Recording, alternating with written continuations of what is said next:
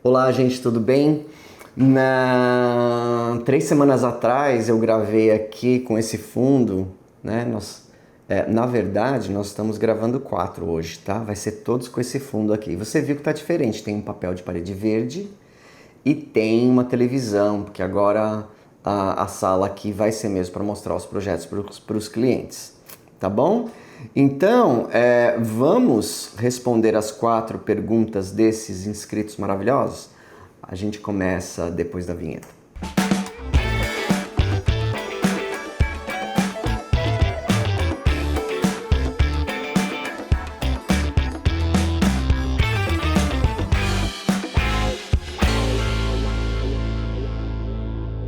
Então vamos lá, como é que você passou a semana? Eu passei bem, trabalhei bastante e infelizmente ou felizmente, né? Eu tenho que trabalhar 2 finais de semana inteiros. Então, mas depois eu descanso, tá? Porque eu vou tirar uns dias aí para dar uma viajada. Vamos lá. Primeira pergunta. Renato, quando alguém aluga uma casa nos Estados Unidos e permanece nela por mais de 10 anos, essa pessoa adquire algum direito sobre imóvel? Não adquire nenhum direito. Aqui na Flórida, eu não sei com respeito aos outros estados, mas aqui na Flórida, a pessoa é um inquilino. Não tem contratos na Flórida, os contratos são de 12 meses.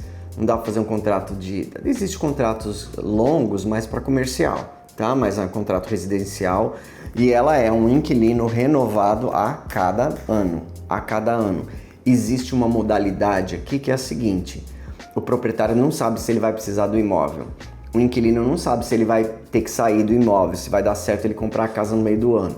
Aí faz uma transição do aluguel de 12 meses para o aluguel mês a mês. Month to month. Month to month. Tem que botar a língua assim no dente, ó. Month. Os franceses falam months. Month to month. Que eles não falam month. Então é mês a mês. O proprietário tem o direito de pedir o imóvel em 30 dias, sem pagar multa. O inquilino tem o direito de falar para o proprietário que ele vai sair com 30 dias, sem ter que pagar multa também, tá? Então essa é a única coisa que tem. Existe também o aluguel para compra, que tudo que você vai pagando fica contando como se fosse uma entrada do imóvel. Eu nunca fiz um desses, mas eu sei que existe também essa modalidade, tá, Elinardo? Lembrando que na Flórida você deixou de pagar um aluguel, o proprietário pode entrar na justiça e você tem que sair em aproximadamente 45 dias. O oficial de justiça vai lá, tira suas coisas e joga no meio da rua. Você tem que sair. E se você fizer algum dano ao imóvel, ele te processa e você tem que pagar. E aí no seu crédito fica o histórico de tudo que você fez e que você foi despejado. Aí para você alugar um outro imóvel, sendo que você tem um despejo no seu crédito, você vai ter que alugar no nome de outra pessoa, porque não vai conseguir. Por isso que é perigoso alugar imóvel para pessoas que não têm documentos. Brasileiros e o que for, italianos, venezuelanos, chilenos, hispanos, a pessoa não tiver documentos americanos, porque ela não tem consequência.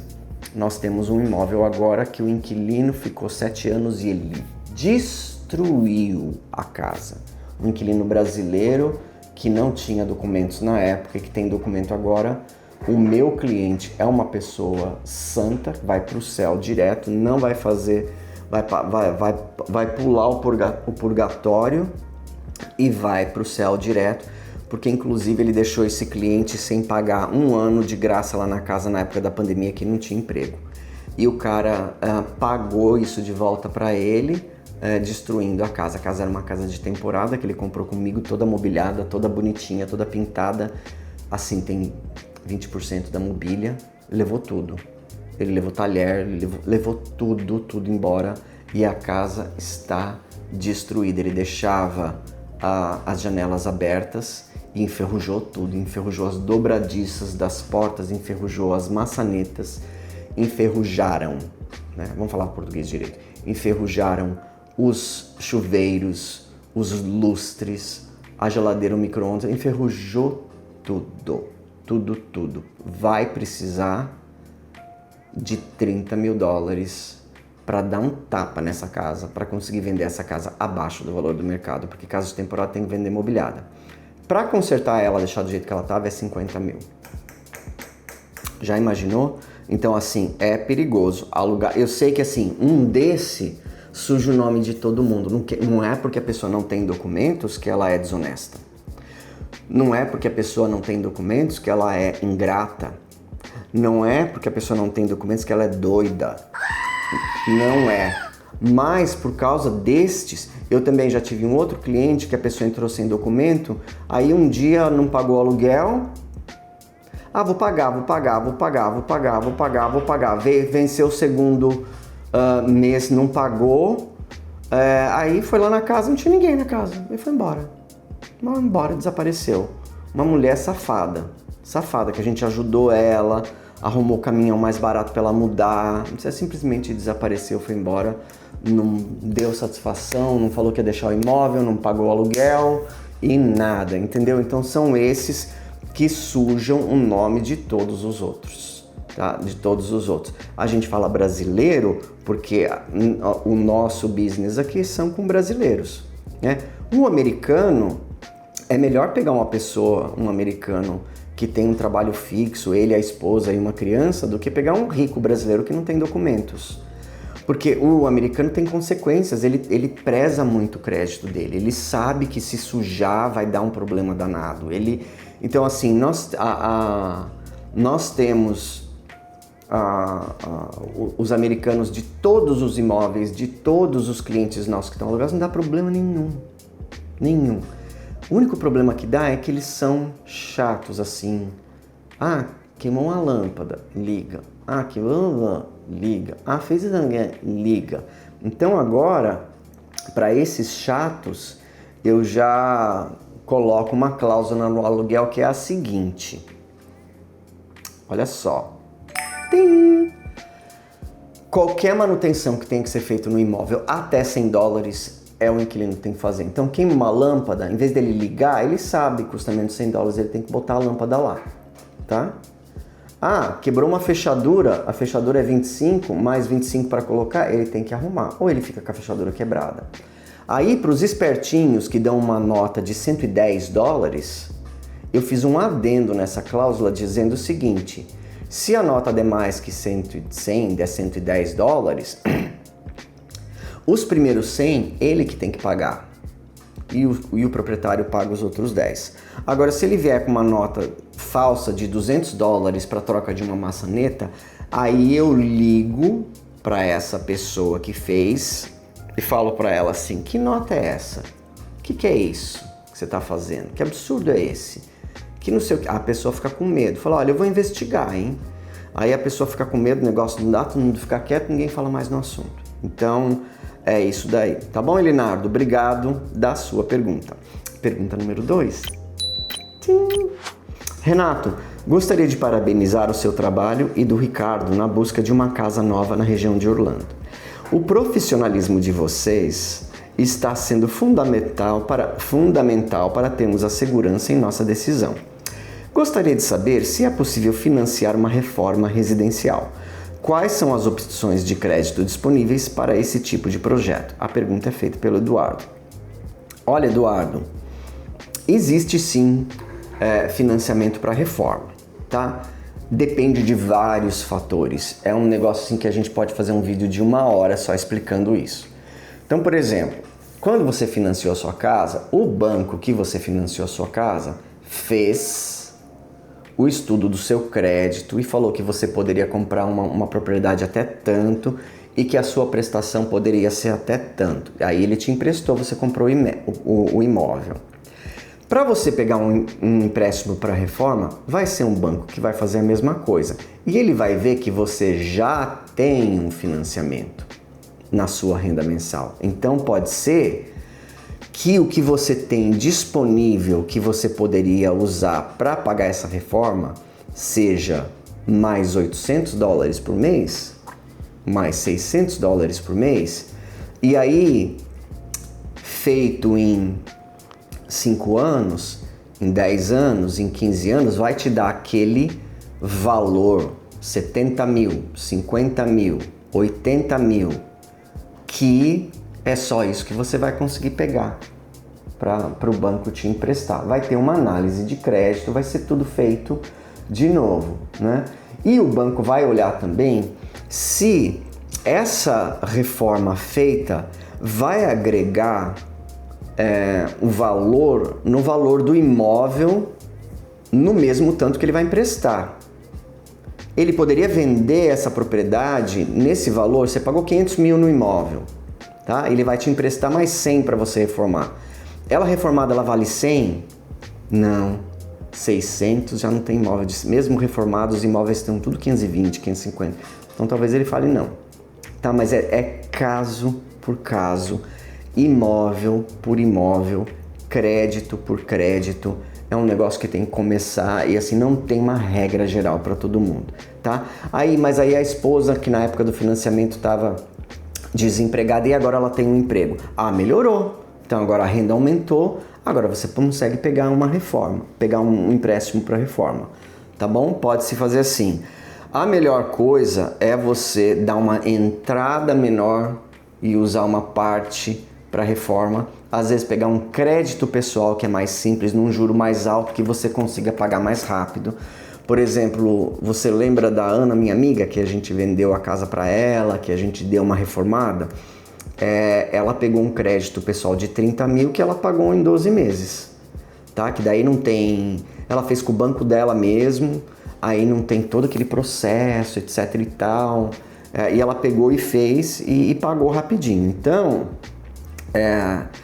se der, a gente precisa estudar, tem que saber qual é o seu poder de pagamento, quanto tempo vai precisar, vai entrar um dinheiro no futuro, né? Não vai, você já tem um outro imóvel, não tem.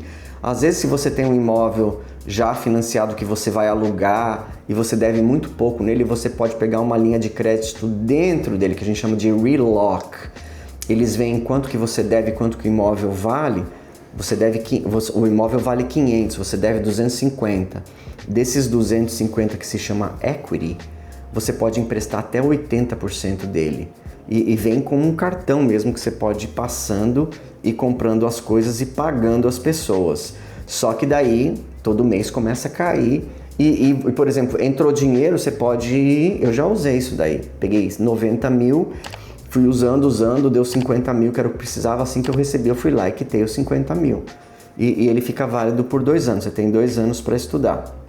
E parabéns, viu, Eduardo? Por ter comprado a sua casa em Apópica. E hoje nós vamos olhar a sua casa juntos, eu e você e sua esposa. Parabéns mesmo. Terceiro, Renato, agora que você está mais famoso, quem me dera. Você passou a selecionar os seus clientes? Pergunta feita por Jana Bertolaia. Olha, Jana, vamos falar sério então.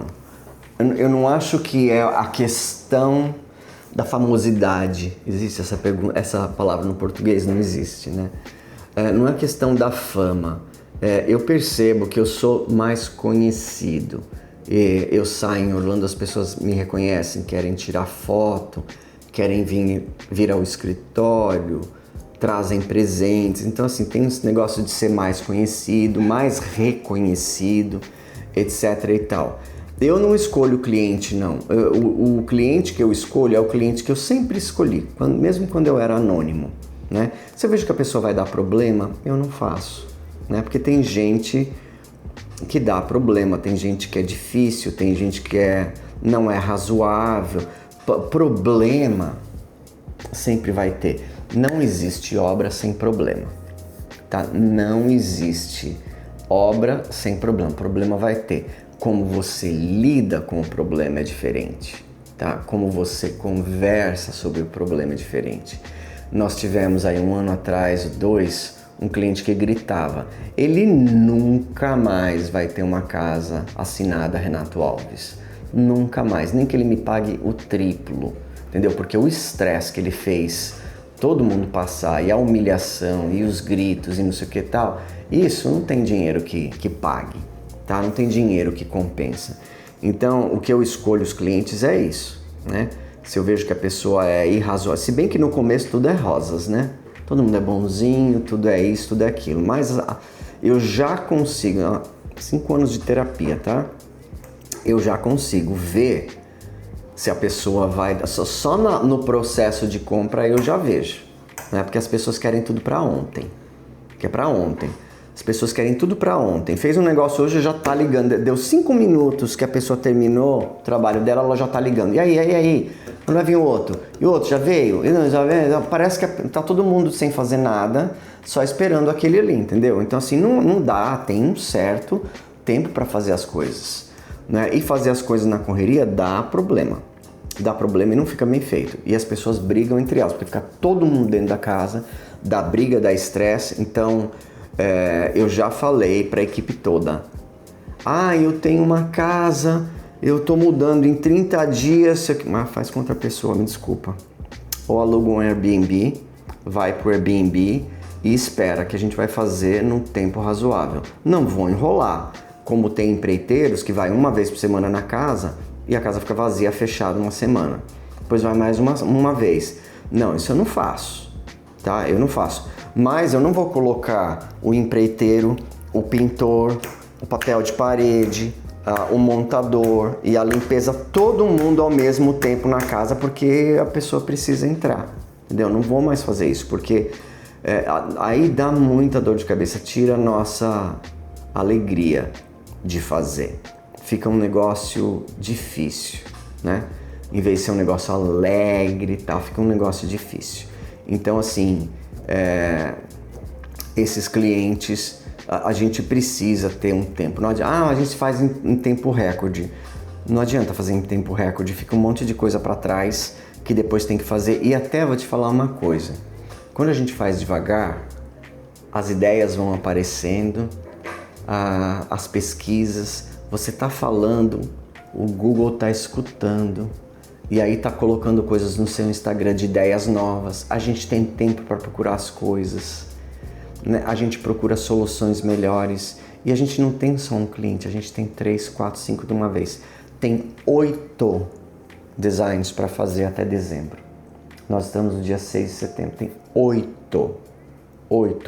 Então, assim, tem que ser feito. A gente não tem só aquela pessoa, a gente tem mais um monte.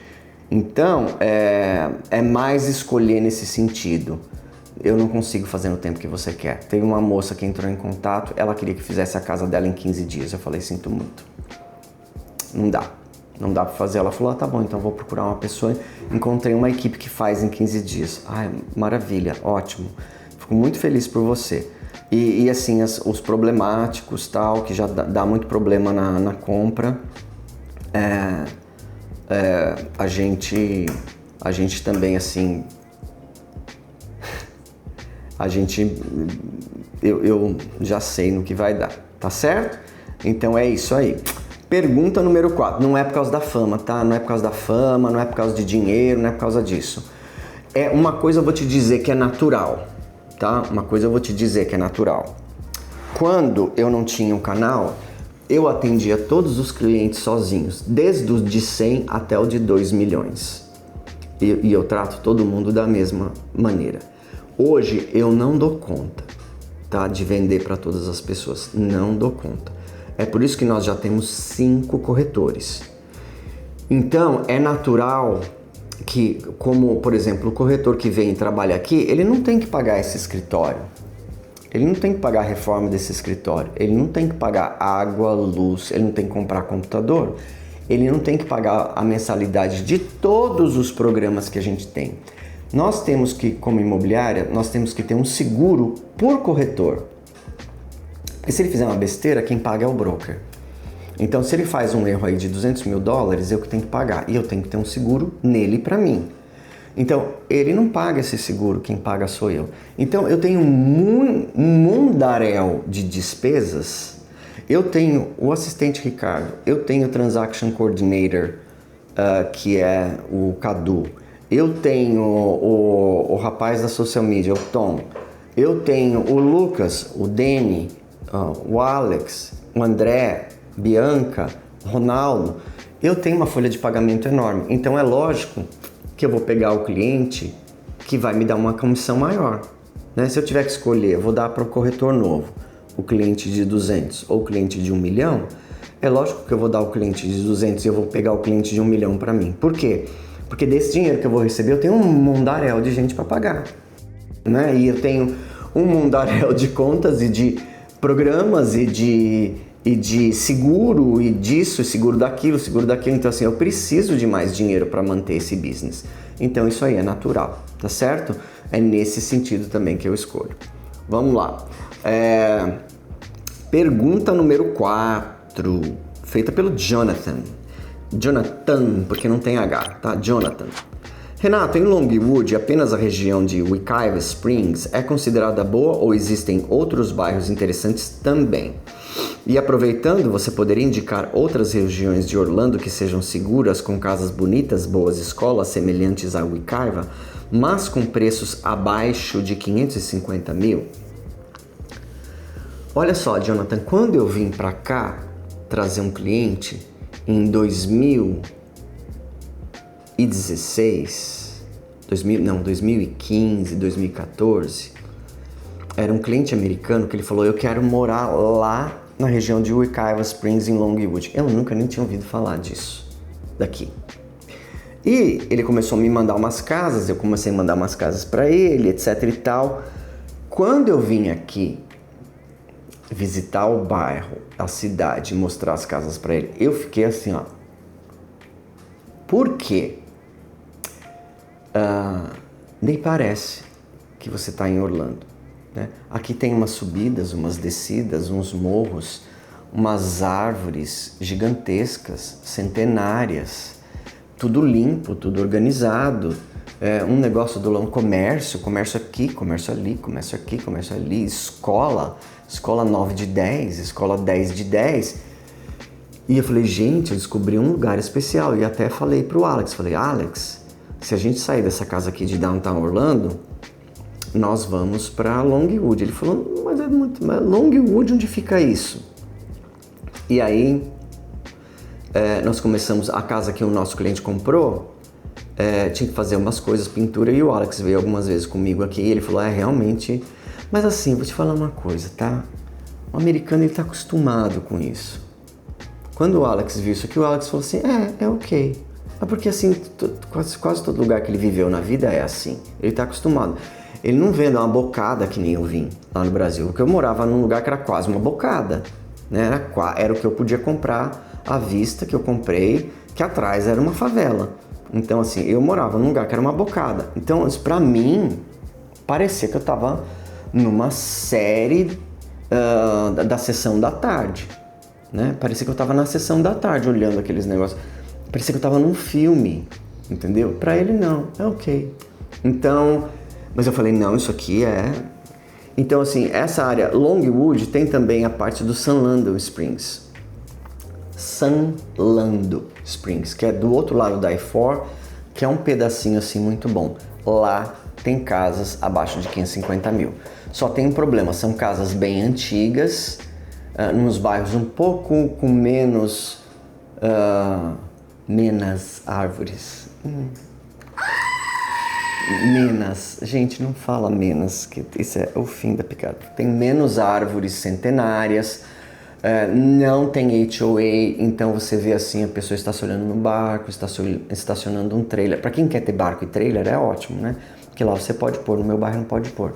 O barco tem que ficar dentro da garagem, o trailer tem que ficar dentro da garagem. As escolas são boas também, então tem um pedaço aí, mas as casas são mais simples, tá bom? Uma boa notícia para você é o seguinte, que com 550 mil você consegue comprar uma casa aqui na área de Wekiva Springs. Tinha uma semana passada de 528, maravilhosa, com um telhado assim de madeira altíssimo, com a ilha embaixo, tudo de vidro, assim, mostrei para todo mundo. Ninguém quis comprar, com piscina e terreno de 2.000 metros quadrados. Então também tem. Se você não precisar de escolas boas, a segunda melhor opção é Apópica. Tá? Apópica tem áreas boas, bonitas, arborizadas, com tudo perto, abaixo de 500 mil, sem ter, mas com escolas medianas. Vai melhorar? Vai. Se você teve seu bebê agora, quando ele estiver na época da escola, a escola já vai ser 7, 8. Porque o que está mudando, a gente chama de gentrificação aqui nos Estados Unidos. Estão fazendo condomínios, estão entrando pessoas com mais posses e as pessoas mais pobres estão vendendo as coisas e está mudando a cara da cidade, a cara do bairro. Então vai melhorar a escola também, porque a nota da escola é a nota que o aluno tira na prova, em mais uns outros fatores. Então você vê que, por exemplo, infelizmente nas famílias muito pobres americanas não se dá um valor para o estudo como se dá. Então, por exemplo, uma classe média alta, o aluno chega, a mãe faz ele fazer lição, a mãe senta junto, a mãe paga professor particular, e o aluno vai bem e melhora a nota da escola. A outra não, o pai está trabalhando, a criança fica sozinha, fica nas mãos do filho mais velho, que não quer saber e fica brincando e não faz nada e vai mal na escola. Então, e aí a nota da escola vai mais para baixo. Então, esse é um dos fatores, tá? São N fatores. Então, eu diria que Ocala. Eu diria também que College Park tem umas casas de 430 mil com terreno pequeno, antigas, de 40, 50, 60 anos, que estão vendendo, os construtores estão comprando e fazendo casas para vender por 1 milhão e 800, 2 milhões, 1 milhão e meio.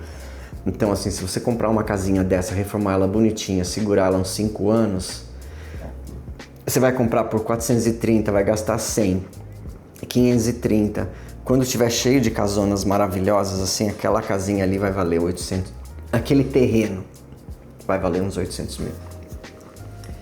E aí você pode vender e comprar uma aqui com piscina no Wekiva Springs, entendeu? Foi o que eu fiz em Downtown. Comprei uma casa de 300 mil, abri uma escola nota A atrás da minha casa, o preço dela foi para quase 500 mil, eu vendi e comprei uma aqui o dobro do tamanho, tá? 100 mil mais barato. Então é isso aí, eu acho que essas cidades, tá?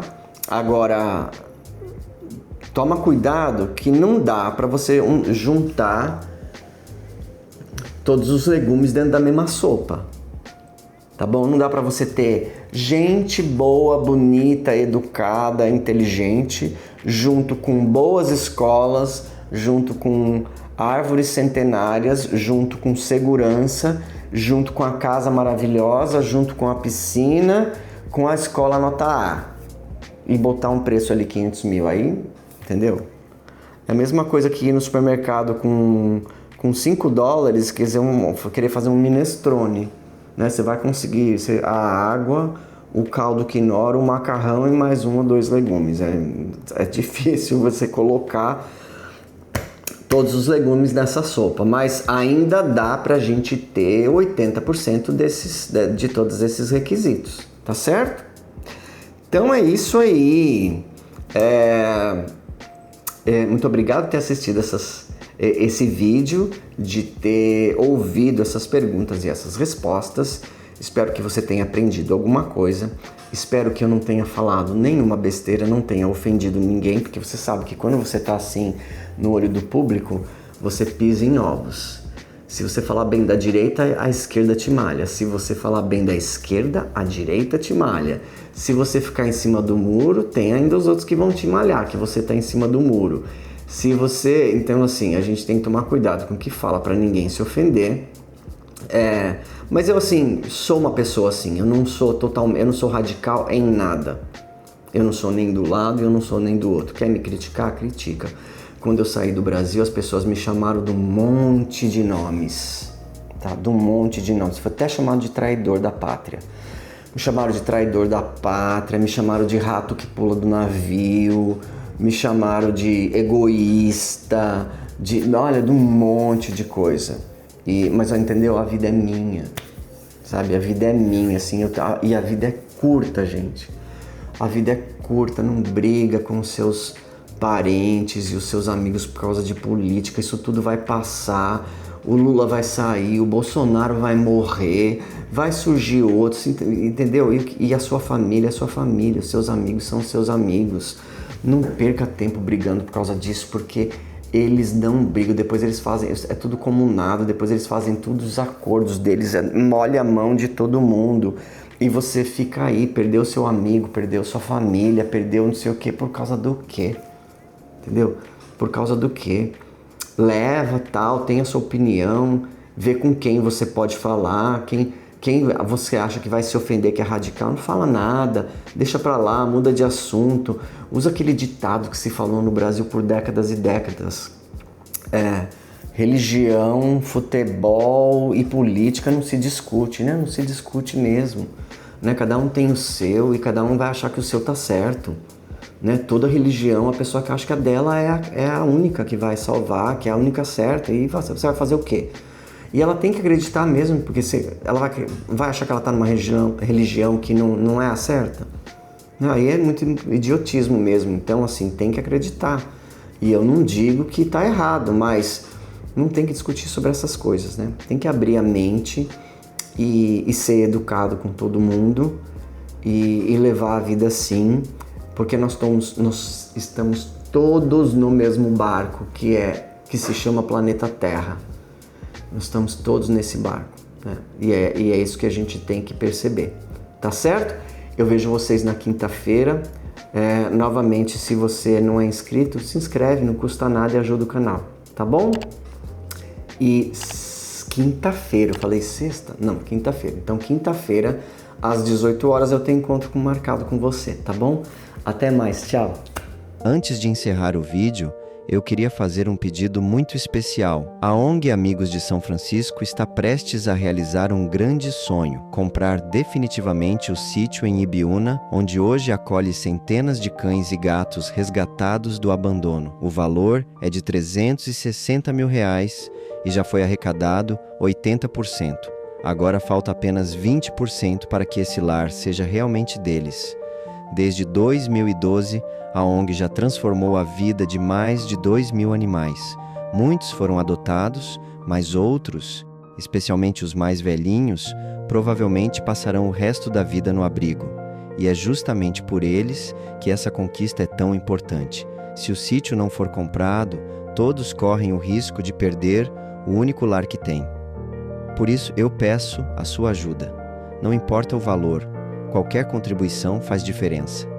A sua doação pode significar dignidade, segurança e amor até o último dia de cada um desses animais. Vamos juntos unir forças e transformar esse sonho em realidade.